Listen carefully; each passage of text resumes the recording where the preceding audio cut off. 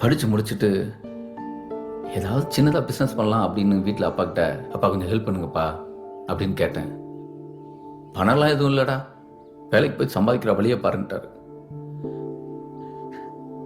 வேற வழி இல்லை, பிடிக்கலனாலும் வேலைக்கு போய் மாதம் கொஞ்சம் பணத்தை சேர்த்த பணத்தை வச்சு ஏதாவது பிஸ்னஸ் பண்ணலான்னு ஆரம்பிச்சா என்ன வேலையை விட்டு பிஸ்னஸ் ஆரம்பிக்க போறியா?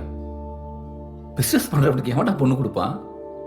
நீ ஒழுங்கா வேலைக்கு போ, அப்பதான் கல்யாணத்துக்கு நல்ல பொண்ணு கிடைக்குனாங்க. கல்யாணமும் முடிஞ்சது.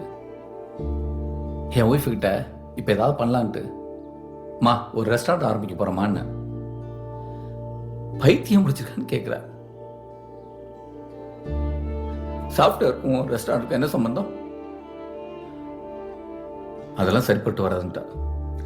நான் எப்போ பிஸ்னஸை பற்றி பேச்சு எடுத்தாலும் சரி, வீட்டில் இருக்க எல்லாரும் ஒன்று சேர்ந்துட்டு இவன் கையில் பணம் வச்சிருக்கிறதுனால தான் பிஸ்னஸ்ன்றான்.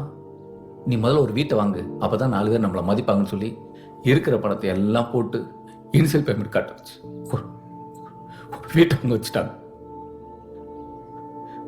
அடுத்த 20 வருஷத்துக்கு நான் சம்பாதிக்கிறது பூரா அதுக்கே போயிடும்.